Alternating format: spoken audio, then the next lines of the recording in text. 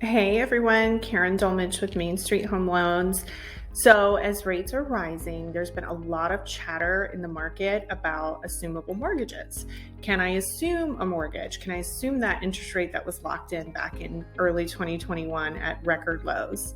So, there's some important things to note. Government-backed loans are assumable, conventional loans are not. Where we see it most commonly is FHA and VA, but there are some important things to note when you're trying to consider doing a VA loan assumption or an FHA loan assumption, but specifically VA for purposes of this update. You are going to be assuming the existing loan terms. That means interest rate, yay, but it also means balance. And since property values have risen pretty drastically in the last, 18, 24 months, that typically means there's a gap. So if you're approaching a seller that's advertising their home with an assumable mortgage, you want to be asking the questions, what do you owe on that mortgage? Because you will have a delta to have to make up the difference between what they're asking for the home price today versus what they owe, their outstanding balance on that mortgage.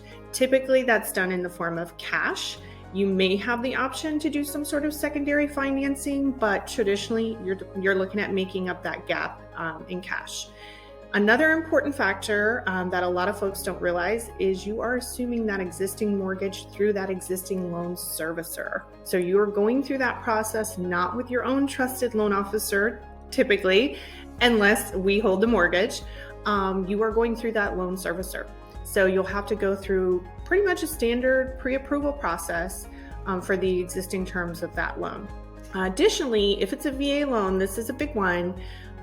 If you're not a qualified veteran or active duty service member and you don't have your own VA benefits, your VA entitlement is what we call it, you can still assume a VA mortgage. However, sellers are going to be hesitant probably to consider that, because what that means is if you don't have your own VA benefit to swap entitlement when you buy the property, that seller's VA benefit is tied to that home until you, the new buyer, ultimately sell the property.